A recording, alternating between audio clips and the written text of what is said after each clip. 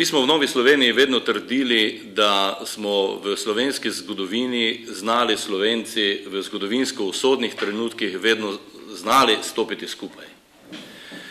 Vendar današnja novinarska konferenca gospoda Zorana Jankovića je ponovno Slovenijo razdelila in kljub temu, da se nahajamo v težki situaciji že nekaj časa, izgleda, da gospod Janković ne razume, da je potrebno resnično stopiti skupaj, ne v dobro pozitivne Slovenije, ampak v dobro Slovenije.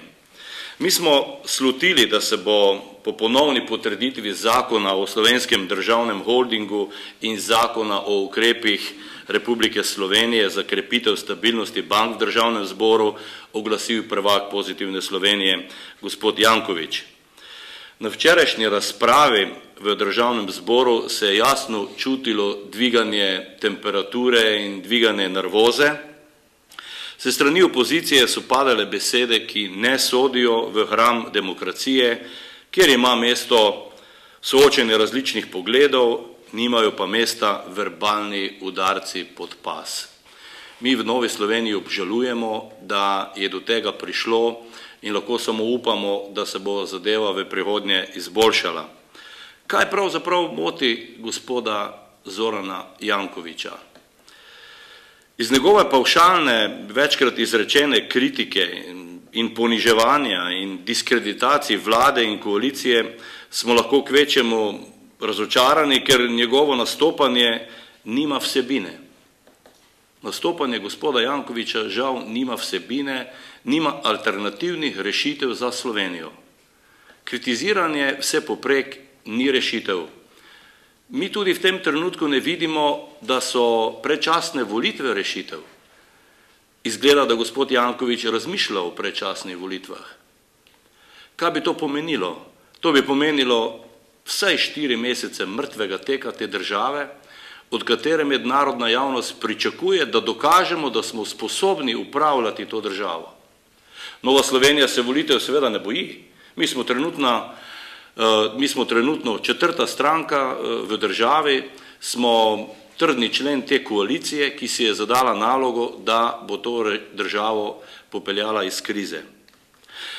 Nervoza gospoda Jankovića ob ponovnem sprejetju zakona o ukrepih Republike Slovenije za krepitev in stabilnost bank se da razložiti edino z določbami 33. člena omenjenega zakona, ki pravi, da so člani upravnega odbora družbe za upravljanje terjatev bank dolžni vsak sum kaznivega ravnanja članov organov vodenja in članov organov nadzora bank takoj na ustrezen način seznaniti pristojnim organom.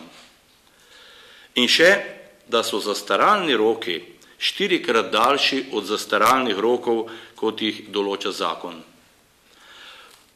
Tu pravzaprav verjetno izvirajo razlogi za nervozo gospoda Jankovića, ne bom razlagal podrobnosti, slovenska javnost pa jih pozna oziroma pozna vpetost oziroma vpletenost gospoda Jankovića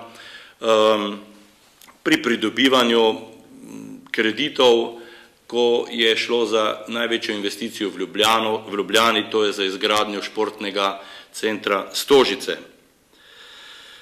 Kar zadeva zakona o slovenskem državnem holdingu, smo mi napovedali že 25. januarja letos, ko smo podpisali koalicijsko pogodbo, da Agencija za upravljanje kapitalskih naložb ni prava rešitev, da ne daje pravih učinkov, da je tudi to neka inštitucija, ki je nek unikum v Sloveniji in je nastala na podlagi problematične zakonodaje.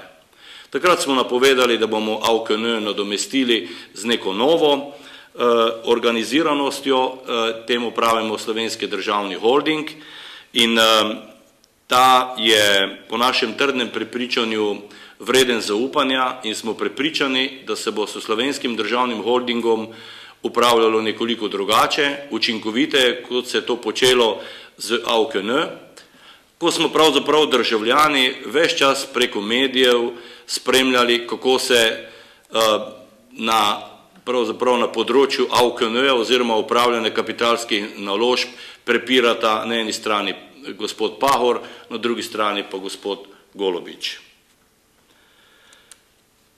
Vem, da ima gospod Janković tudi probleme z zakonom za uravnoteženje javnih financ.